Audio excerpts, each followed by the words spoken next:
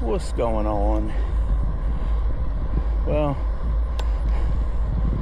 been a little bit of a eventful past few days. So caught a flat last time I was out here riding, and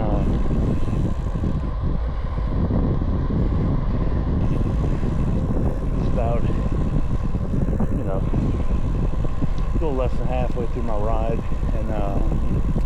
and started realizing that the back end of the bike just didn't feel right, so I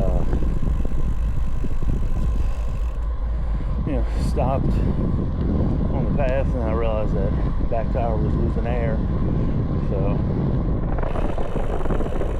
I started looking to see what had caused it. Knocked a few little things off the tire, gravel and stuff, and then there was a little piece of wire that was stuck through the tire. So I carry a spare tube with me and tire levers and a little micro tire pump, so I was able to walk the bike to the nearest little bench, which I think we just passed one of them. I was able to walk the bike back to the nearest one, switch out the tube, and I thought I had the right valve stem length, because I remember double checking that I had the right ones, but either the one I had was the wrong one, or the listing changed where it showed a different size or something. I don't know. So, but it was good enough to get me back home. Probably would have been fine to ride on too, but it was just a little difficult to get the pressed piece for the inflator on there. So couldn't easily air the tire up. I mean, it worked obviously, but it didn't.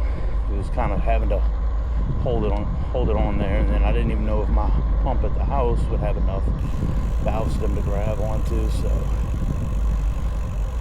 I just waited a couple days and ordered the correct size, and then swapped out my inner tubes last night, and here we go. So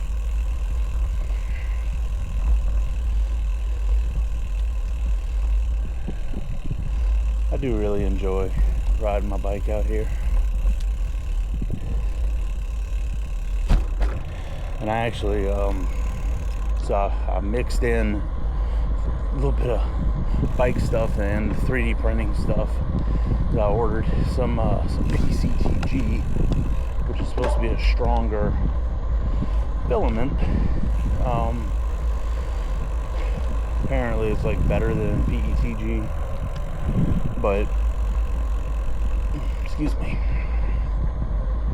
So I ordered that, and I was trying to come up with a practical test between PLA and PCTG. So I took 3D printed two tire levers. Well, I printed a total of 4, but two in PLA, 2 in PCTG. And when I changed this tire, I used both of the levers. My thing is I can make something and stress it to the point of failure.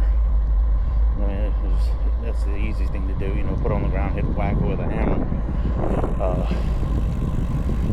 wedge it between two things and pry, step on it, throw it at something, run it over the bike tire. There's plenty of things I could do to it, but I wanted to have a practical testing metric, and I was able to determine that for a tire lever, based on the design that I printed. I didn't design it, but the person's design that I printed, which I think was EMEC on Thingiverse. So I followed what other people recommended as far as you know, how many shells and stuff and layers, whatever, boundaries, perimeters, whatever. Kind of just followed their advice on print settings and let it rip. The only thing I did notice is that PCTG, the support material, is very tricky to get the one to come off of there. Not like PLA where you can basically like just grab it with your finger, it'll pop right off. You know, it's almost like pulling like the perforated, you know, pulling perforated paper apart. You know, this was like, you know, much more difficult than that. So it's one of those. I got it to work, and both tire levers did just fine. Taking the tire off, putting the tire back on. Obviously, I didn't have them on the trail when it popped off. I had a tire, just a single tire lever. But it's the Wolf Tooth little tire lever, chain breaker tire lever tool. About $30, $32 on Amazon.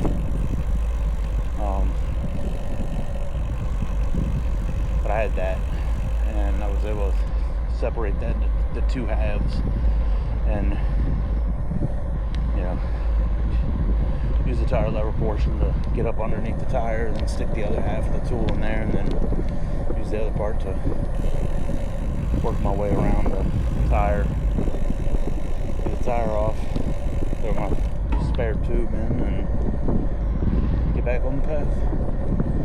So, not happy about it, not excited about having to change the tire mid-ride, but happy that I had all the tools and stuff with me to get it taken care of and not, you know, not be too much of a problem. So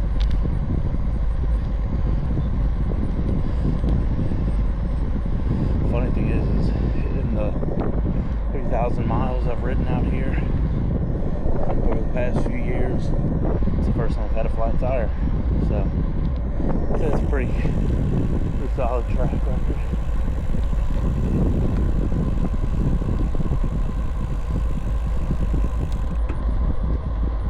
Must have a cool front come through because the air actually feels kind of cool out here. So I was kind of looking at the clouds this morning, just like, okay, are we